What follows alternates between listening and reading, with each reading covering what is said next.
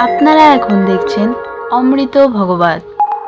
আপনি এই সংসারে যা কিছু করবেন আগামী জন্মে কোনো কিছুই থাকবে না আপনার স্মৃতিতে, কিন্তু যেটুকু এই যে 2 ঘন্টা ভজন করছেন এটা পূর্ব জন্মে আগামী জন্মে আপনার সংস্কার রূপে সাথে যাবে।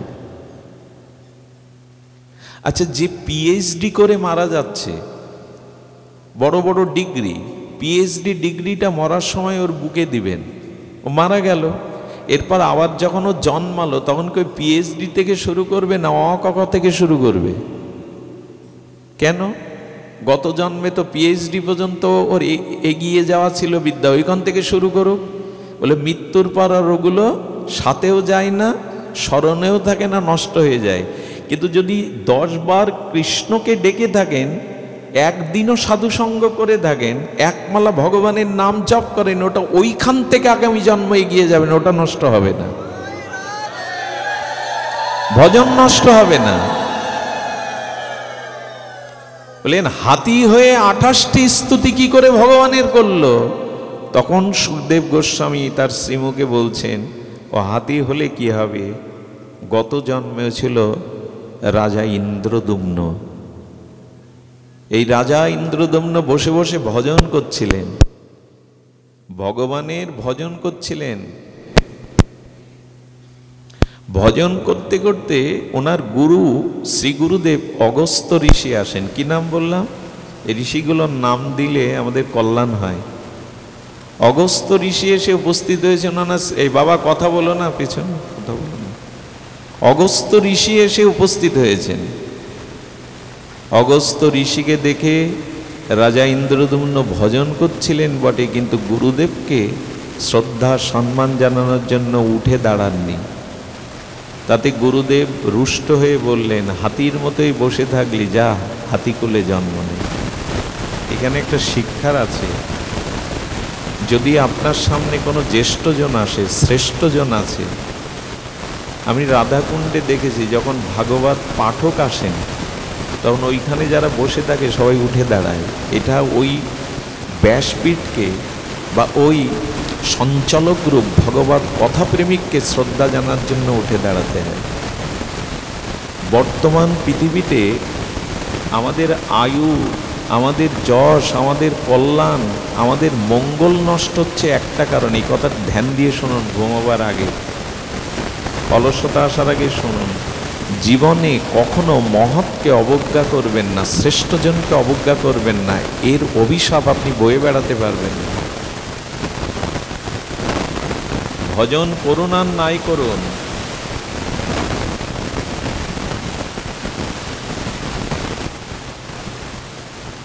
আচরণ করুন আর না করুন, কোনো মহতের চরণে ইশারা দিয়ে, চোখের ইশারায় দেখবেন, যখন কাউকে আমাদের ঠিক মনোমতো শ্রদ্ধা আসে না, তখন তার পাশ দিয়ে হেঁটে যেতে গেলেও আমাদের চোখ, আমাদের অঙ্গভঙ্গিমা অহংকার প্রকাশ করে।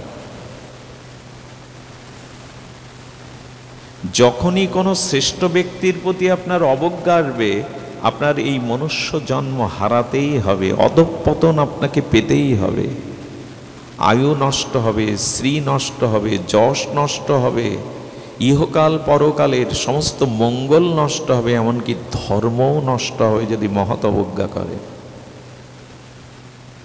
এই জন্য পিতা মাতা, গুরুজন, সাধুজন, আমার থেকে যিনি কোনো গুণে শ্রেষ্ঠ, তার কাছে নিজের অভিমান প্রকাশ করতে যাবেন না। আগেকার দিনে এত ভাগবত প্রচার ছিল না, কিন্তু শিক্ষক দেখলে গাড়ি থেকে নেমে শিক্ষককে নমস্কার করত, পায়ে হাত দিয়ে প্রণাম করত। এখন শিক্ষকের সাথে তাসও খেলে ছাত্র।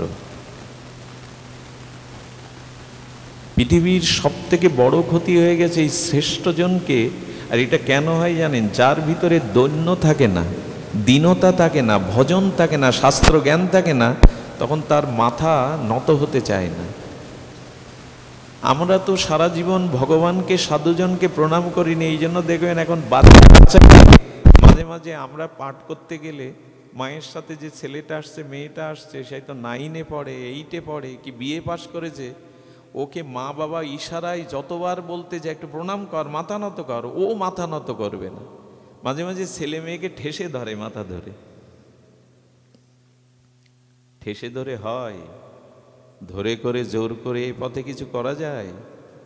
আপনিও তো এই শ্রদ্ধার চাষ ওকে শেখাননি।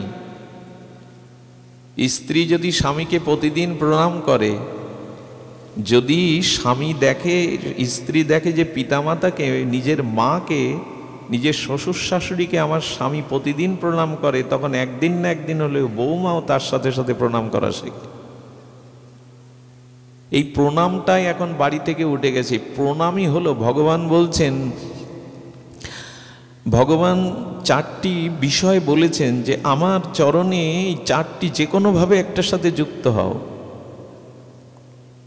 মন্মনা ভব মদ্ভক্ত মজ্জাজিমাং নমস্কুরু। শেষের শব্দটা বলেছেন, কিছুই না পারো, গুরুকে, পিতামাতাকে, ভগবানকে একটা করে প্রণাম করো প্রতিদিন। আজ গুরুবর্গকে আমরা প্রণাম করি না।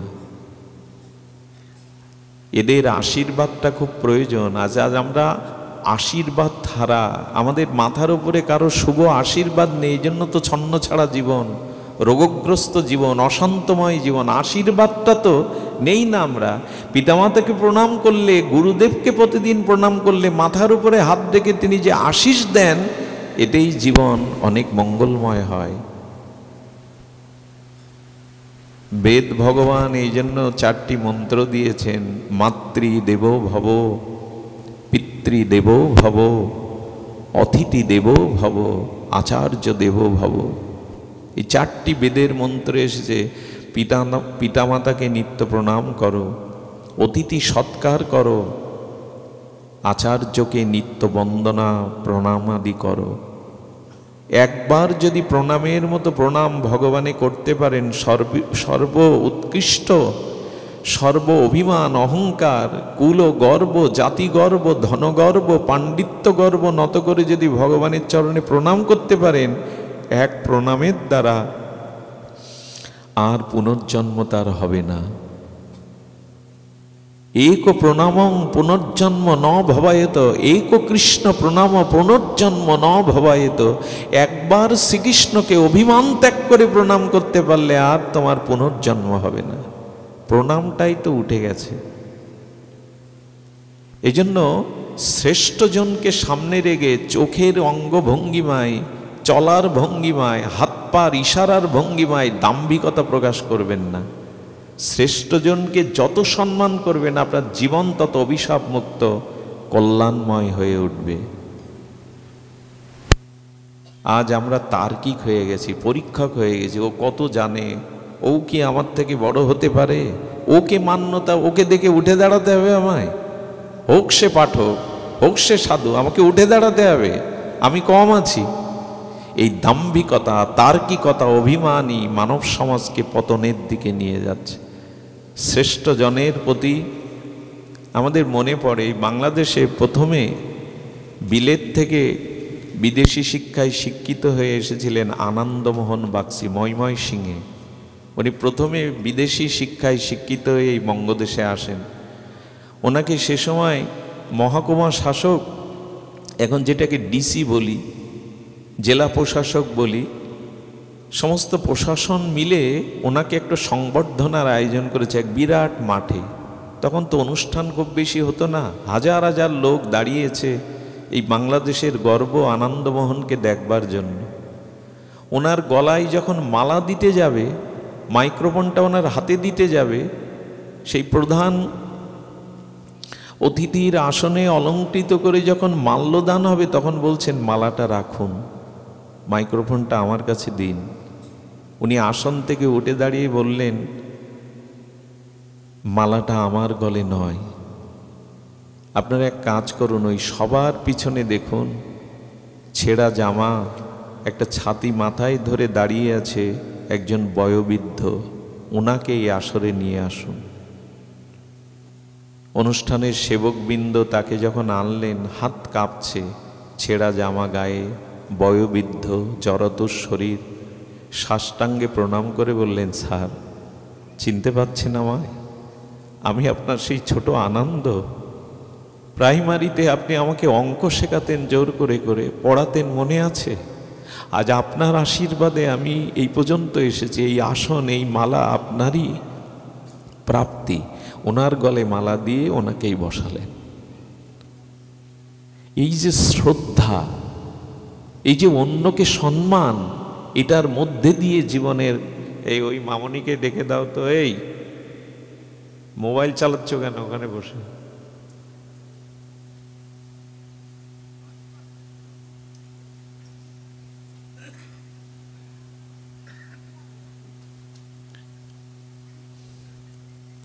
সব জায়গায় ভাগবত খুলতে নাই। মহাপ্রভু নিষেধ করে দিয়েছিলেন, ভাগবত পড়ো গিয়ে, বৈষ্ণবের না পেলে ঘরে দোদ দিয়ে 2-4 জনকে নিয়ে বসো। ঘরে ঘরে সব জায়গায় ভাগবত খুলতে যেও না। এই ভাবগুলো নষ্ট হয়ে গেলে খুব আঘাত লাগে ভেতরে। আর এখানে যদি আসেন, ওই যে বললাম, মহৎ হরিকথাতে যদি বিঘ্ন ঘটান, সে দায়ভার আপনি বইতে পারবেন না। সারা দিন তো, সারা রাত তো পড়ে আছে ওগুলো দেখবার, ওগুলো শুনবার। এখানে ওগুলোর প্রয়োজন কি? সারা দিন সারা রাত নিয়েই তো পড়ে আছে ওগুলি। এইখানেও যদি ওই প্রয়োজন থাকে, তার কোথায় যাব?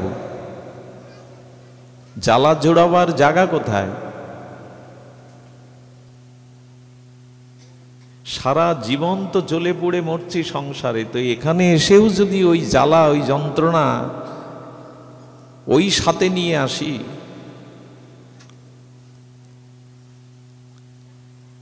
সুধীজন, ভাগবত বিশ্রাম দিয়ে দিতাম। এই এখন যারা আসলো, এরা কপিলবনি থেকে এসছে, পাটকেল ঘাটা থেকে পথ ভুলে বেরিয়েছে কোথায়, এই পথটা তো চেনা না। ঘুরতে ঘুরতে এখানে এই শেষের অবস্থায় শুধু একটু ভাগবত শুনবে বলে তো আগ্রহ চাই, ব্যাকুলতা চাই। 2 টাকা রোজগার করার জন্য এক বাসের হেল্পার সারাদিন কিভাবে চেঁচাই দেখেছেন? রোদ বৃষ্টি ঝড়ে 500-600 টাকার আয়ের জন্য। আর এখানে পাপ ক্ষয় করে প্রেম ভক্তি পাওয়ার জন্য একটু শ্রম করবেন না? ত্যাগ স্বীকার করবেন না?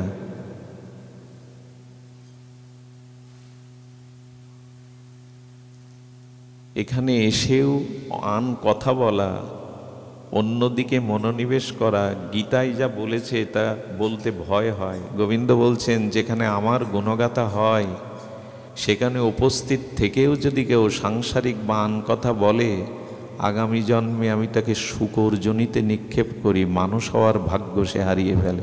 এসব হজম করতে পারবেন বললে? এই জন্য সবখানে ভাগবত বলতে নাই, যেতেও নাই।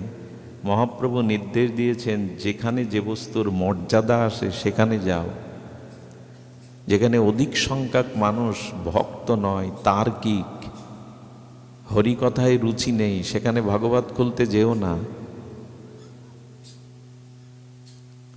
আর ছোট একটা কথা বলি, আমি অর্থ করি নিয়ে ভাগবত পাঠ করি না, আজীবনে করিও নি। এখানে ভাববেন না যে আমাকে বায়না করে এনেছেন, তোমাকে এই ঘন্টাব্যাপী বলতে হবে, 4 ঘন্টা কীর্তন করতে হবে।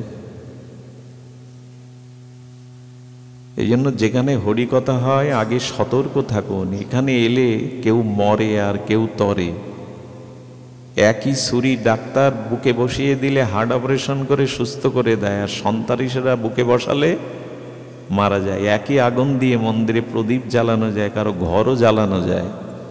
এখানে এসেছেন আপনার উদ্দেশ্য অনুযায়ী আপনি ফল পাবেন। এখানে উদ্দেশ্যটা আসতে হয় হরি কৃপার জন্য, ভগবানের কথামৃত আস্বাদনের জন্য। অন্য কোনো উদ্দেশ্য, অন্য কোনো ভাবনা নিয়ে আসতে নাই। ঠাকুর পরমহংসদেব রামকৃষ্ণদেবের কাছে মাঝে মাঝে রানী রাসমণি যেতেন। মামলা মকদ্দমা, ব্রিটিশদের অত্যাচারে কত দায়িত্ব। উনি তখন রানী। তো উনি গিয়ে ঠাকুরের কাছে একটু মায়ের সঙ্গীত, মায়ের কথা শুনতেন। ঠাকুর তো পরমহংস, মায়ের গান ধরেছেন, আকাশ বাতাস মোহিত হয়ে গেছে। মাঝ গানে সুর বন্ধ করে টাস টাস করে রানীমার গালে চড় বসিয়ে দিলেন রামকৃষ্ণ পরমহংস। ওনার পাশে রানীমা, ব্রিটিশরা পর্যন্ত ওনার কাছে নত হয়েন। এত বড় সম্মানী উনি, রানী তখন। ওনারা তখন বাস তুলেছে, পাগল ঠাকুর রানীমার গলে চড়। রানীমা তখন কাঁদছেন আর ওদের হাত দিয়ে ইশারা দিয়ে পিছিয়ে দিয়ে চলে যাও। ঠাকুরের কাছে গিয়ে বললেন, ঠাকুর আবার মারো। বলি মারবো না, মামলা মকদ্দমার চিন্তা বসছিস এখানে বসে বসে, মায়ের চরণে এসে বিষয় চিন্তা করছিস, যেখানে জুতো খুলে রাখবি ওখানেই বিষয় আশায় খুলে তবে মার কাছে আসবি। এখন যদি আকাশ থেকে বৃষ্টি হয় আর আপনি কোনো পাত্রে বৃষ্টির জল ধারণ করার জন্য ছুঁড়ে দিয়ে দেন, পাত্র যদি উপুড় হয়ে পড়ে, 24 ঘন্টা কেন 48 ঘন্টা বৃষ্টি হলেও পাত্রে এক ফোঁটা জল পাবেন না। যিনি এখানে আসতে হয় অন্য ভাব নিয়ে।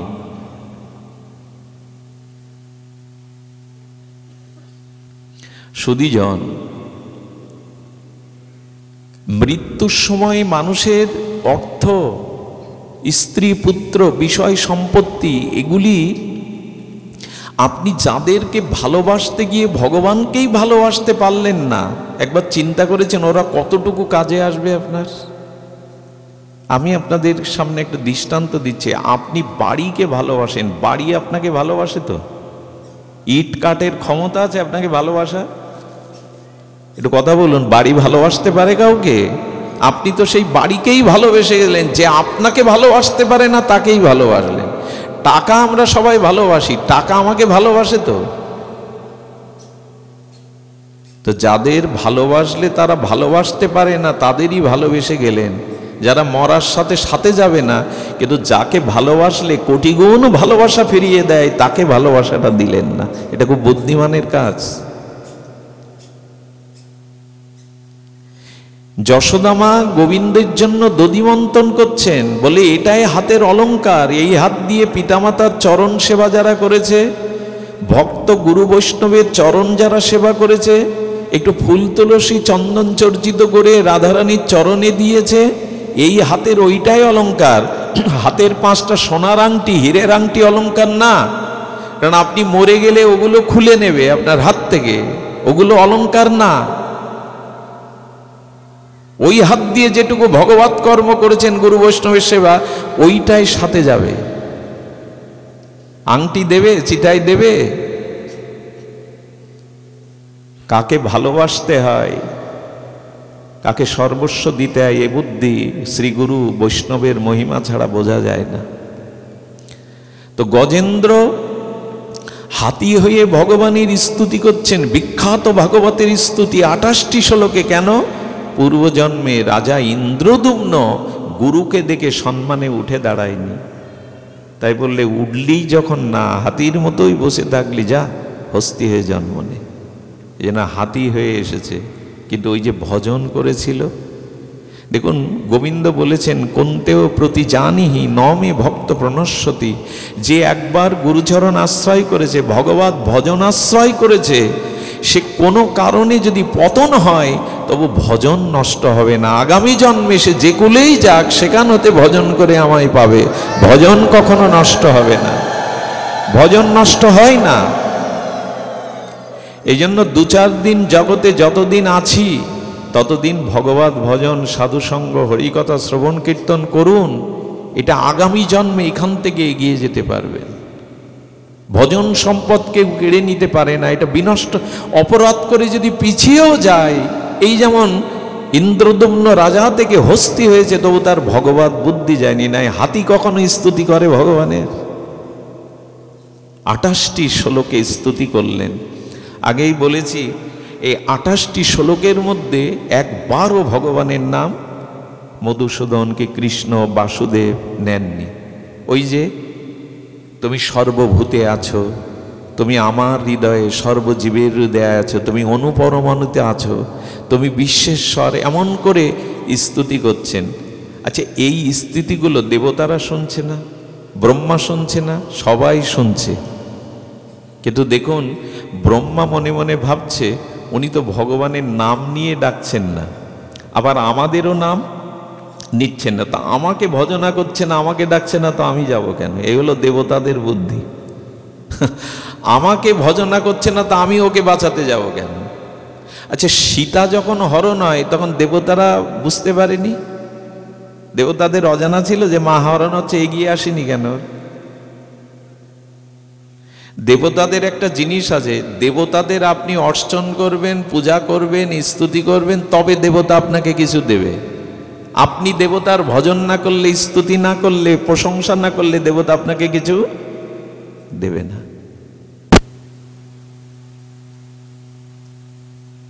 এই জন্য দেবতারা শুনেছিল, ব্রহ্মা বলছে আমাকে তো ডাকছে না, তো আমি যাব কেন? এইখানে এই পরতত্ত্ব নিরূপণ হয়ে গেল। পরতত্ত্ব নিরূপণ কেন হলো? ব্রহ্মা দেবতারা ভাবছে আমাদের তো আহ্বান করছে না, আমাদের তো ডাকছে না, আমরা যাব কেন? আর ও যেভাবে স্তুতি করছে সে তো পরতত্ত্ব, স্বয়ং ভগবানকেই ডাকছে, ও আমাদের না। ওই যে তুমি সর্বজীবের হৃদয়ে আছো, সর্ব অনুপরমাণুতে আছো, সর্ব ঘটে পটে সর্বস্থানে আছো, এটা তো পরমেশ্বর ভগবানের পরতত্ত্বকেই এটি প্রতিপাদ্য করা হচ্ছে। তো যাকে ডাকা হচ্ছে তিনি কি জানেন না? যেই সুর উঁচু করে আহ্বান করেছে, সঙ্গে সঙ্গে বৈকুণ্ঠের বিলাসমূর্তি শ্রীমান নারায়ণ তিনি শঙ্খচক্র গদা পদ্ম গরুরের বাহন করে নেমে আসছেন। আর গরুরের পাখনাতে, গরুর মানে এখন যেমন বিমান, ধনী ব্যক্তিদের, প্রভাবশালী ব্যক্তিদের, রাজেন্দ্র সম্রাটদের বিমান থাকে, ব্যক্তিগত বিমান, তো ভগবানের যাতে করে উনি চড়ে বেড়ান সেটি হলো গরুর। আর গরুরের পাখা থেকে সামবেদের মন্ত্র স্তুতি হয়। কি বেদের? সামবেদের মন্ত্র সুরসঙ্গীত মূর্ছনায় আলাপ হয়। তো উনি গরুরের পিঠে উঠে চলে আসছেন, গজেন্দ্রের স্তুতি শুনে নেমে আসছেন। সঙ্গে সঙ্গে কি করেছেন? আচ্ছা, বিমানটা মাটিতে ল্যান্ড করতে গেলে একটু সময় লাগে কিনা? ওর থেকে নামতে আবার সিঁড়ি লাগে কিনা? গোবিন্দ দেখছেন যদি গরুর বিমান আমার, এই বিমান নামবে, আমি তার থেকে নামবো, তার মধ্যে ও তো ডুবে যাচ্ছে, ওকে জলে টেনে নিয়ে যাচ্ছে কুমির, ও আর বাঁচবে না। ভগবান ভক্তবৎসল এত কৃপালু যে গরুরকে ছেড়ে দিয়ে ঝাঁপ দিয়েছেন।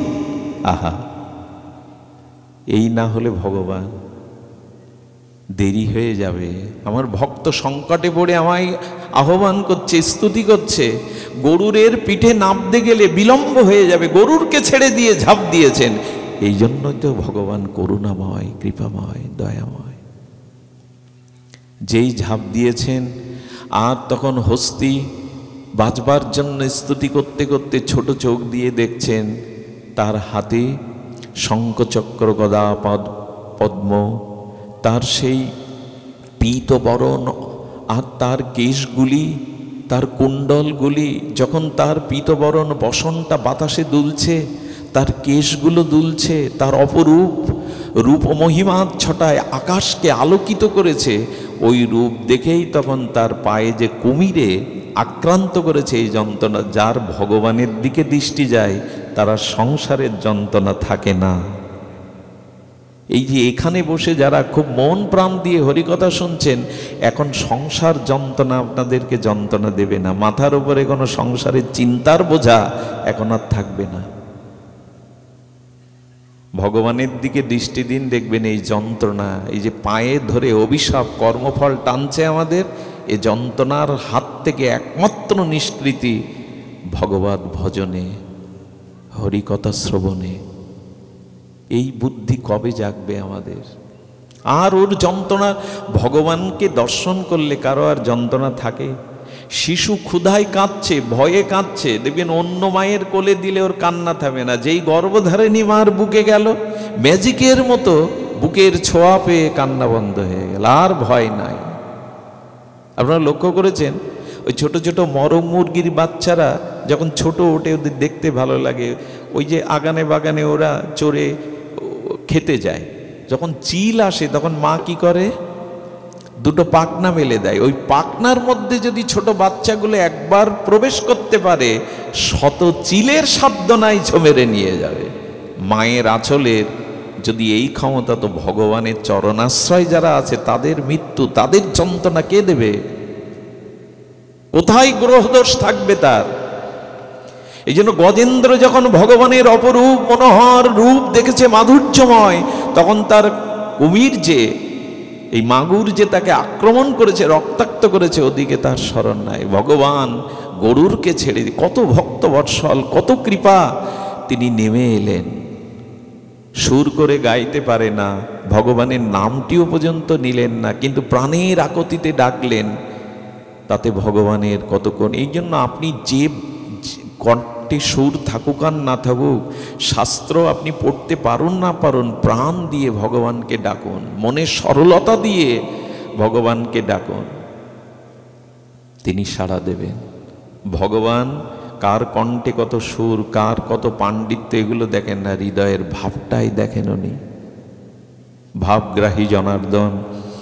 সেই ভাবের আবেশে যখন ডাকলেন, ভগবান এসে প্রথমেই তিনি কি করলেন, তিনি গজেন্দ্রকে জল থেকে উপরে তুললেন, আর ওনার পায়ে যে কুমির কামড়েছিল কুমিরটাকে উপরে তুললেন, সুদর্শন চক্র দিয়ে তখন কি করলেন, কুমিরের মস্তকটা ছেদন করে তাকে মুক্ত করলেন। হাতি হঠাৎ ভেবেছে, প্রভু তোমাকে কি দেব আমি?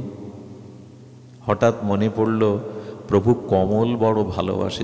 যদি ভগবানের পূজা কখনো করেন, একটা পদ্ম ফুল জোগাড় করবেন। পদ্ম ভগবানের খুব প্রিয়।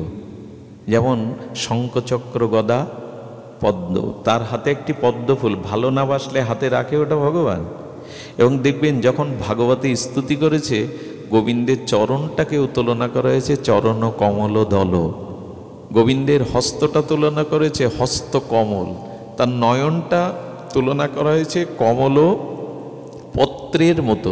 অর্থাৎ কমলের সাথে এত দৃষ্টান্ত কেন?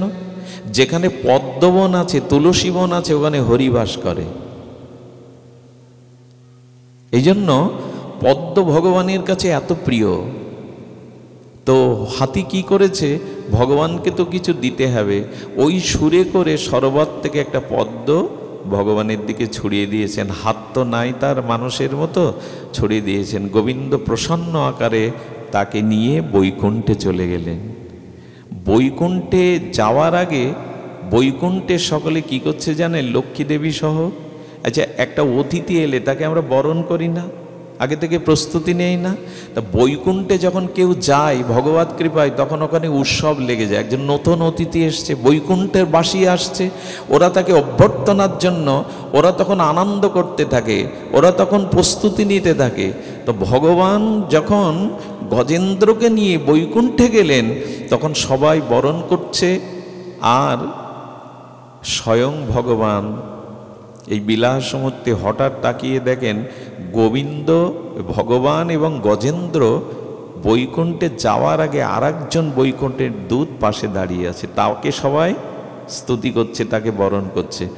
লক্ষ্মী দেবীকে তখন বলছেন নারায়ণ যে এই যে বৈকুণ্ঠের দূত, বৈকুণ্ঠের পরিকার, এ কোথা থেকে এলো? বলো, যাকে আপনি আনতে গিয়েছিলেন সেই তো এসেছে। বলো, আনতে গিয়েছিলাম তো গজেন্দ্রকে, গজেন্দ্র তো আমার সাথে এসছে, নূতন বৈকুণ্ঠের পরিকার কে? বলেন, আপনি যাকে আমি তো আনতে গিয়েছিলাম গজেন্দ্রকে উদ্ধার করতে, এ কে? বলেন, প্রভু একটা কথা বলি শুনুন, আপনারাও এই বিশ্রাম কথা শুনুন, চমকপ্রদ কথা, হৃদয়ে হৃদয়ে পরম প্রসন্ন আনন্দদানের কথা। লক্ষ্মী দেবী বলছে, প্রভু তবে শুনুন, আপনার বলা কথা আপনাকে ফিরিয়ে, খুব মন দিয়ে শুনুন কথাটা। বলছেন, প্রভু যারা আপনার চরণ আগড়ে ধরে পড়ে আছে, তারা আপনাকে পেতেও পারে, নাও পেতে পারে, সন্দেহ আছে, বিলম্ব হতে পারে, নাও পেতে পারে, পেতেও পারে। কিন্তু যারা আপনার ভক্তের চরণ ধরে পড়ে আছে, তারা যে আপনাকে পাবে এ কথা নিশ্চিত। যারা ভগবানের চরণ আশ্রয় করেছেন, তাদের পেতে বিলম্ব হতে পারে, নাও পেতে পারেন, কিন্তু যারা ভগবানের ভক্তের চরণ আশ্রয় করে পেরে আছে, এখানে কোনো সন্দেহ নেই, তারা অবশ্যই ভগবানকে পাবে। প্রভু আপনি যাকে উদ্ধার করতে গিয়েছিলেন, ওই গজেন্দ্রের চরণ ধরে যে কুমিরটা ছিল, ভক্তের চরণ ধরে ছিল বিদায় আপনার ভক্তের আগে সে বৈকুণ্ঠের দূত হয়ে এসে গেছে। এ কথা যেন অতি প্রশংসা ভাববেন না, ভগবানের কথা অতি প্রশংসা নয়। এই জন্য ভগবানের চরণ যারা আগড়ে ধরে আছে, তারা বিলম্ব হতে পারেন, পেতে সন্দেহ আছে, কিন্তু ভক্তের চরণ ধরে যারা পড়ে আছে, তারা ভগবানকে পাবে, এতে সন্দেহ নেই। এই জন্য ভক্তি ভক্ত দেবে, ভগবান না। সাধুগুরু বৈষ্ণবী আপনাকে ভক্তি দেবে। সুধীবৃন্দ, পাঠ আমি অনেক আগেই বিশ্রাম দিতাম, ওরা আসছে আমি শুনেছি, এই জন্য একটু দীর্ঘ করলাম। সব শেষে যেটি বলার, যদি কোনো কিছুই না পারেন, দুটো জিনিস অন্তত আজকে এখানে সংকল্প করুন। একটি হলো দিন চলে যাচ্ছে, আয়ু ফুরিয়ে আসছে, একটু ভগবানের নাম জপ করুন। আর দ্বিতীয়ত, যেখানে শুদ্ধ ভক্তের মুখে হরিকথা ভাগবত হবে, ওইটা কান দিয়ে একটু শুনুন। এই দুটো কাজ অন্তত করুন। আয়ু তো ফুরাইয়ে যাচ্ছে, সময় কিন্তু চলে যাচ্ছে। এই দুটো ছাড়া বিশেষ করে এই কলিযুগে অন্য গতি নাই। আর নামের মহিমা তো বলাই বাহুল্য। নামের মহিমা কি বলবো? নাম চিন্তামণি কৃষ্ণ চৈতন্য রসবিগ্রহ, পূর্ণ শুদ্ধ নিত্যমুক্ত অভিন্ন আত্মানবীন। ভাগবতের অন্তিম শ্লোকে এই নামের প্রশংসা। নাম সংকীর্তনং যস্য সর্বপাপ প্রণশনম প্রণম দুঃখ সমানস্তাং হরিং পরম। ছোট্ট একটা বাস্তব ঘটনা দিয়ে পাঠ বিশ্রাম করি। ওদের উদ্দেশ্যে একটু সময় নেওয়া, তো কষ্ট করে এসেছে ব্রত করে। কর্মবীর আর ধর্মবীর এই দুই ভাই। কি কি নাম বললাম?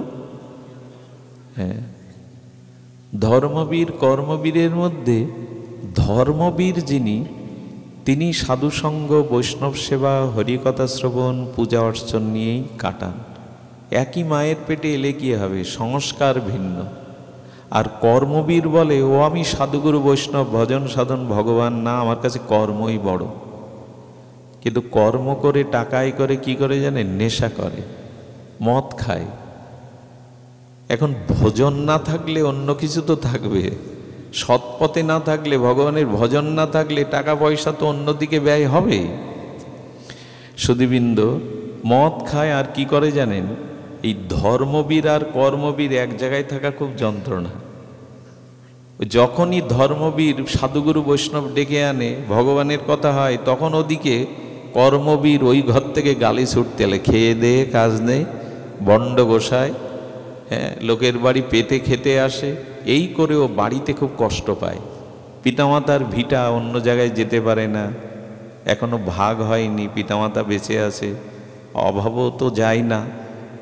এখন একদিন এক রাম ভক্ত পরম মহাত্মার উনি দর্শন পেয়েছেন, তার মুখে হরিকথা শুনেছেন। ওনার মনে খুব লালসা জেগেছে, যদি একটু বাড়ি নেওয়া যেত, একটা কথা বলি। যার যেমন সামর্থ্য, বছরের একদিন হলেও 2-5 জন সাধুর পায়ের ধুলো বাড়ি নেবেন। যে বাড়িতে বছরান্তে একদিন সাধুগুরুর চরণধুলি পড়ে না, একটু হরিকথা হরিনাম হয় না, ওটা শ্মশান, ওটা গৃহ নয়।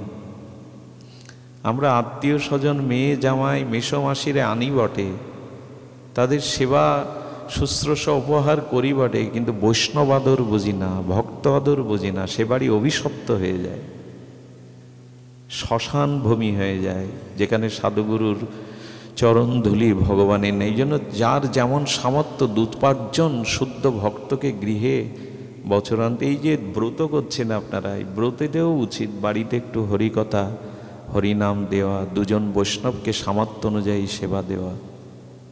এই নিয়ম সেবা ব্রতের এইটাই নিয়ম। ব্রত করলে এমনকি প্রতি একাদশীতে, দ্বাদশীতে পারণের আগে কোনো একটা বালককে, কোনো একজন সাধুকে একটু সেবা দিয়ে তবে পালন করতে হয়। এই নিয়মগুলো এখন আমরা মানতে চাই না, একে তো জানি না, জানলেও। এই জন্য ওনার ইচ্ছা হয়েছে এই ধর্মবীরের যদি কৃপা করে, হে মহাত্মা, আমার গৃহে একটু পায়ের ধুলো নিতেন, একটু জল ফল একটু মুখে দিতেন, আমি ধন্য হয়ে যেতাম। ওনার আকতি দেখে, শ্রদ্ধা দেখে বলছেন, আচ্ছা তুমি এমন করে বলছে কেন, যাব? তখন বলছে, যাবেন তো, কিন্তু একটা ভয় কাজ করে। আমারই মায়ের পেটের ভাই, সে ভগবত বিমুখ। এই কর্মবীর সাধু সহ্য করতে পারে না, বাড়িতে গেলে উচ্ছৃঙ্খলতায় গালাগালি দেয়। প্রভু, সাধু বলছে, কিন্তু আমি এরকম বাড়িতেই খুঁজছিলাম। উনি তো সামর্থ্য মহাপুরুষ, উনি বলছে এরকম বাড়িই তো খুঁজছিলাম। সাধু পিছিয়ে নিয়ে যায় না, কারণ একটা জিনিস শুনুন, যার মানের ভয় আছে, অপমানের চিন্তা আছে, এরা এখনো সাধু হতে পারেনি। সুখদেব গোস্বামী চলেছেন, উনি ভগবানেরই অবতার বলা যায়। মায়ামুক্ত, গর্বেই ভগবানের দর্শন পেয়ে মা, উনি যখন উলঙ্গ হয়ে যাচ্ছেন, কেউ পাগল ভেবে থুতু ফেলছে, কেউ ধুলা ছুটছে, কেউ ইট ছুটছে। একজন বলছে, সুখদেব গোস্বামী আপনাকে পাগল বলছে, থুতু ফেলছে, ধুলা ফেলছে, কটূক্তি করছে, আপনি ওদের দিকে একবারও তাকাচ্ছেন না, কিছু বলছেন না। বলেন, বৃক্ষে যখন মানুষ কোনো ফলবান বৃক্ষে ঢেলা ছড়ে ডাল ভাঙে, ওরই ছায়ায় ভোগ করে ওর ডাল ভাঙে কষ্ট দেয়, বৃক্ষকেই তাকিয়ে তাকে অভিশাপ দেয়। সাধু হতে গেলে অপমান, কলঙ্ক, কটূক্তি সহ্য করার ক্ষমতা থাকতে হবে, নাহলে আপনি সাধু না। সুধীজন, উনি সামর্থ্য সাধু, তো উনি বলছেন এইরকম জায়গায় তো আমি খুঁজছিলাম, চলো আমি তোমার সাথে এখনই যাব। এই যাওয়ার আগে আগে ও দ্রুত গিয়ে হাত জোর করে বলছে, ভাই আজ এক সাধু গৃহে এসছে, তুই মদ তাত খেয়েছিস ভালো কথা, ঘরে দোদ দিয়ে থাক, উনি বেশিক্ষণ থাকবেন না, কিছু যেন বলিস না, সাধুকে কষ্ট দিস না। হাত জোড় করে অনুনয় বিনয় করে বলি, ঠিক আছে, আজ যখন এত করে বলছে আমি ঘরে দোদ দিলাম, ভেজিয়ে দিলাম। সাধু কিছুক্ষণ ওখানে রাম নাম করে একটু হরি কথা বলে ওর কাছ থেকে জল ফল পেয়ে বলছে, চলো তোমার ভাইয়ের ঘরে চলো। বলছে, সর্বনাশ, ওদিকে যাবেন না প্রভু, এসছেন কৃপা করে, আপনি চলুন। বলেন, না আমি ওর জন্যই তো এসছি, আরো বেশি আগ্রহ তো ওর জন্যই, চলো ওর ঘরে চলো। এই হলো সাধু। আর ওনার তখন শক্তিও প্রচুর, তপস্বী ব্রহ্মচারী সন্ন্যাসী, তো ঘরে গিয়ে দেখে ভেতরে হাঁক দেয়া। ও তখন ডাকছে, এই দরজা খোলো, খুব মানে গাঢ় দীপ্ত কণ্ঠে। যখন বারবার খুলছে না, তখন জোরে আঘাত করছে। সে আঘাত শুনেই খুলে ও মনে করতে যাবে ওকে কিছু বলতে যাবে, অপমান করতে যাবে, যেই দরজা খুলেছে সিংহমূর্তি নিয়ে সামনে ধরে বলছে, বেটা তোমাকে ডাকছি, তোমার সতর্ক হয় না, বলে ওকে ধাক্কা দিয়ে ফেলে দিয়ে ওর বুকের ওপরেই বসে গেছে সাধু। আচ্ছা, আচমকা এরকম যদি কেউ আচরণ করে, তাগড়া সাধু, ভয় হয় না? ও মনে করেছে উল্টে অপমান করবে, যেই বুকের ওপর বসে রক্তচক্ষু দিয়ে ওর বুকের ওপরে বলছে, এমন করছেন কেন আপনি, মারবেন, মেরে ফেলবেন নাকি আমাকে?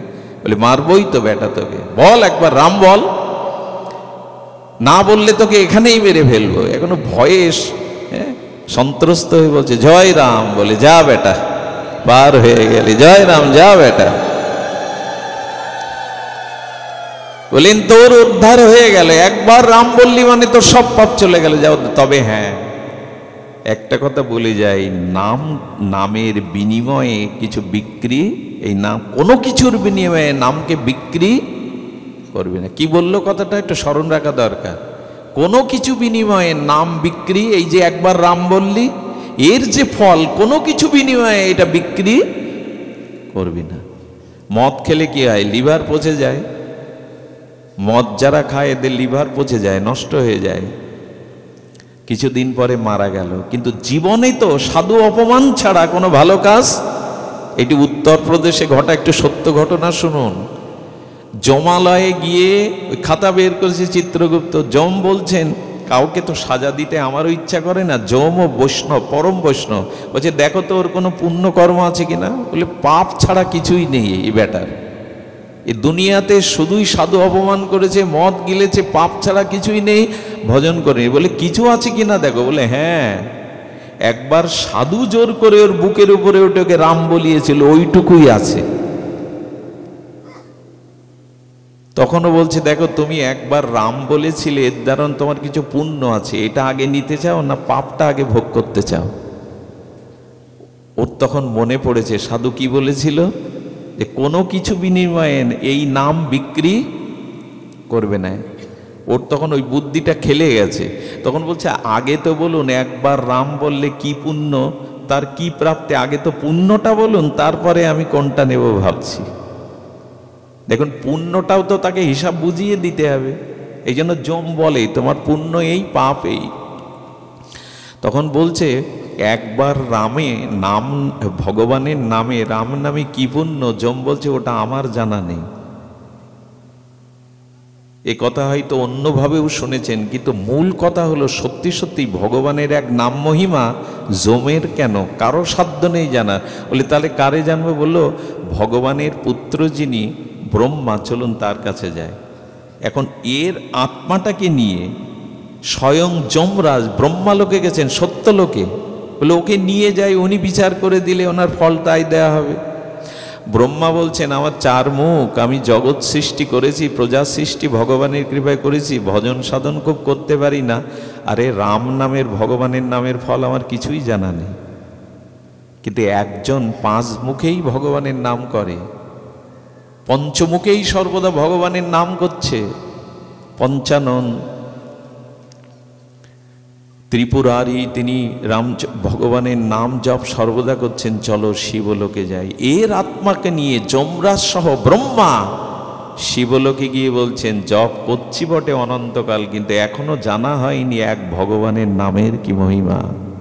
সত্য সত্যই অনন্তকে জানা যায়, আকাশকে মাপা যাবে ফিতে দিয়ে, শিকল দিয়ে, ম্যাপ দিয়ে আকাশ মাপা যাবে অনন্ত বস্তুকে। তেমনি নাম ভগবানের থেকে, ভগবান অনন্ত, তার নামও অনন্ত, তাকে পরিমাপ করা যায় না। এই জন্য ভগবান শিবও জানেন না, বললেন তাহলে বৈকুণ্ঠ চলো, যার নাম তার কাছে চলো। ভগবানের কাছে এর আত্মাটাকে নিয়ে, এই কর্মবীরের আত্মা যম মহারাজ, ব্রহ্মা, ভগবান শিব বিমানে করে বৈকুণ্ঠে যাওয়ার পরে স্বয়ং রামচন্দ্র ভগবানের কাছে যখন বলা হলো আপনি স্বয়ং নামী, আপনি বলুন এক রাম নামে কি মহিমা। ভগবান রাম বললেন আমি নামী বটে, কিন্তু আমারও জানা নেই আমার নামের মহিমা কত। এই কথা গল্প শোনাতে এত রাত্রে আমি এখানে বসিনি এই ব্যাসপীঠে, এটাই সত্য। একবার বানররা সমুদ্র মন্থনে পাথর ফেলছিল না সেতু বন্ধনে, তো ওই পাথরগুলো ভেসে যাচ্ছিল। রাম চিন্তা করলেন আমার নামে পাথর ভাসছে, একটু আড়ালে আমি দিয়ে দেখি না ভাসে কিনা।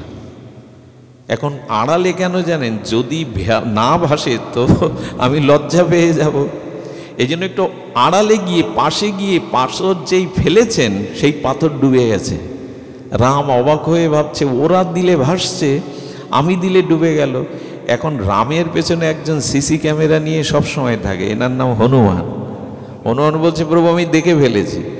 এই যুগে হলে তো ফেসবুকে দিয়ে দিত, ইন্টারনেটে দিয়ে দিত। বললো প্রভু আমি ওটা তুলে ফেলেছি, ক্যামেরায় তুলে ফেলেছি, তোমার হাতের পাথর ডুবে গেছে, ভেসে গেছে। রাম বলছে হনুমান কাউকে বলো না এটা। আচ্ছা তোমার কি মনে হয় আমার হাত থেকে পাথর কেন ডুবে গেল? হনুমান তখন গম্ভীর হয়ে বললেন প্রভু তুমি যদি কাউকে ছুঁড়ে ফেলে দাও সে কি আর ভাসে? তোমার চরণ ধরেই তো সবাই বেঁচে আছে, তুমি যাকে ছুঁড়ে ফেলে দাও সে কি আর বাঁচে? সে তো ডুবেই যায়। কথাগুলো কত মার্মিক। ভগবান ছাড়া থাকলে ডুবেই যেতে হবে, ছিন্ন ভিন্ন হয়ে যাবে জীবন। তখন বলছে প্রভু ওই তোমার ওই পাথরই আমি তুলে আনছি, ভাসবে। যেমন ইটের ওপরে ইট দিলে দাঁড়ায় না, মাঝখানে সিমেন্ট দিতে হয়। তখন ওই পাথরে হনুমান রাম নাম লিখে দিল, বলে প্রভু এইবার ফেলো। যেই নাম লিখে ফেলেছে সেই ভাসতে শুরু করেছে। তখনই প্রভু বলেছিলেন আমার থেকে আমার নাম অনেক অনেক গুণে মহিমান্বিত। আপনার সামনে যদি এখন ভগবান আসে, এসে প্রস্তাব দেয় তুমি আমাকে সাক্ষাৎ ঘরে রাখবে না নাম রাখবে, যারা প্রকৃত বুদ্ধিমান তারা বলবে আমি তোমায় ছেড়ে দিলাম, তোমার নাম রাখবো। ভগবানকে রাখলে তার সেবা পূজা অর্চনা শোয়া খাওয়া ওর পিছনেই আপনার জীবন যাবে, কিন্তু নাম রাখলে সব কাজের মধ্যে আপনি নামকে রাখতে পারবেন। ভগবান তো লীলা করে অপ্রকাটে যায়, কিন্তু নাম যায় না। রাম স্বয়ং 14 বছর বনবাসে পাঠানো যায় রামকে, কিন্তু নামকে বনবাসে পাঠানো যায় না। একটু দয়া করে নাম সাথে রাখুন। বকর বকর তো সারাদিন করি, জিউ ভাই এক নাম কেন নিচ্ছেন না? জিভটা নাড়ান। সুধীবৃন্দ, রামচন্দ্র তখন বলছেন আমার নামের মহিমা আমিও তো জানি না। যমরাজ তখন বলছে প্রভু তা আপনিও যদি জানেন না তো ওকে ফিরিয়ে নিয়ে যায়, সারা জীবন পাপ করেছে, নিয়ে যায়। কেউ যখন জানে না, রামচন্দ্র তখন হেসে বললেন তোমার মনে হয় জানা নেই নিয়ম, যে একবার আমার চরণে আসে তাকে আর অন্যখানে যেতে হয় না, তার আর অন্যখানে যাওয়া লাগে না, ওকে এখানেই রেখে যাও। সেই নাম নিতে যেন আমরা অলসতা না করি, সেই নাম যেন আমরা চলতে ফিরতে খেতে শুতে উঠতে বসতে নিতে পারি। আজ এইটুকুই।